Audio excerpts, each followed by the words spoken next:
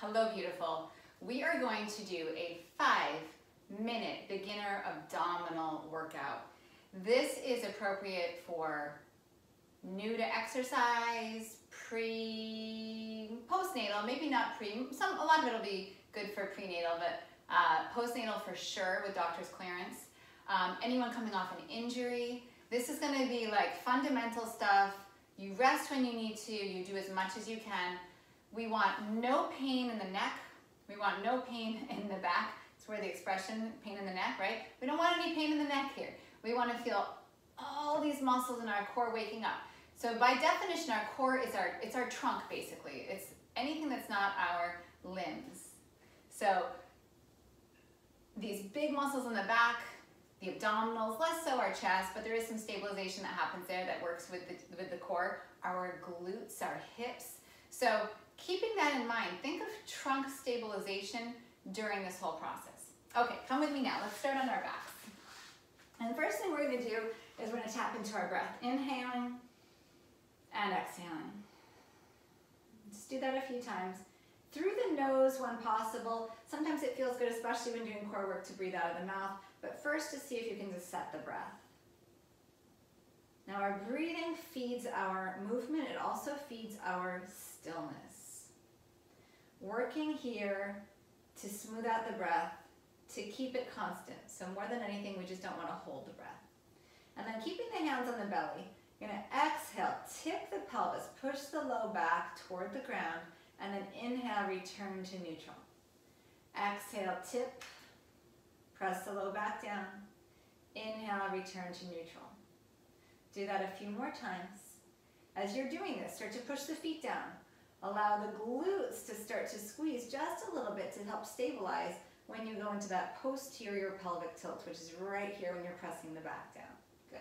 The other thing I want you to feel is that as you're pushing the low back down, you still have the ability to keep the chest open, the collarbone's broad. One more like that.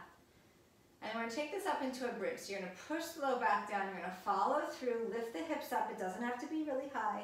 Come back down and then release. Exhale. Press the low back down. Pelvic tilt and then rise into bridge. Shoulders are pushing down and then release it down. So remember, thinking whole torso, stabilizing. Couple more like that. We're not going to do too many reps of any one thing. So when you're first kind of introduced to these movements or revisiting them for the first time, we're getting it in the body, we're getting the body comfortable with it, and then we'll start to work on the endurance of it. This is your last bridge right here. Perfect. And then from here, keeping this stable position, push down into your left foot, pick up your right foot, and then put it back down. Push into your right foot. Lift up your left leg, put it back down. So we're just going to keep alternating here. And the things I want you to notice is 1, your breath. Keep your breath flowing. 2, do you feel like you're swaying all over the place? Stabilize. Push the shoulders down. The foot that's down on the ground, use that. Hold your center in.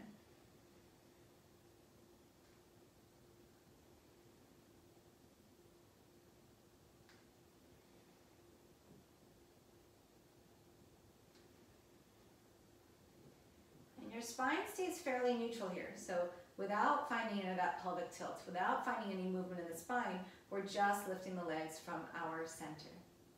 Yes. Good. And then pick up one leg, pick up the other leg. Good. So this might be enough, just staying here. The more you move your knees toward the chest, the more you take the work out of your center, out of your abdominal muscles. The more you move the knees away, the more you're going to feel it here, and the more you have to fight to hold your spine in neutral. So if when you start you want to keep the knees in here, totally fine. If already this feels like too much, just put your feet back down on the ground. From here, we're going to do the reverse of what we just did. We're going to tap one foot down and then bring it back up. Now when I say tap one foot down, it doesn't mean you have to get all the way to the floor. Your range of motion is going to be dictated by what feels safe on your body, where you can be and keep your spine in neutral. You're still going while I'm talking.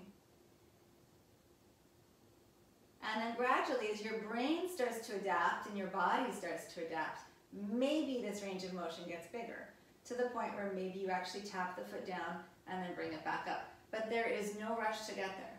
It's more important to actually do the work than to have it be the more advanced version.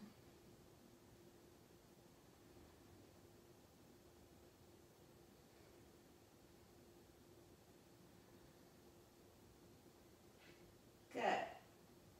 And then give yourself a squeeze. And then roll over onto your spine, onto your side rather, and then come up onto your hands and your knees. And then just a few rounds of breath here. Hands under your shoulders, knees under your hips.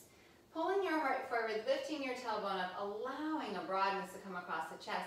And then exhale, pull the belly in, pull the front ribs in, push the ground away, drop the head, drop the tail. Inhale, extend. And then exhale, round. 3 more. Inhale.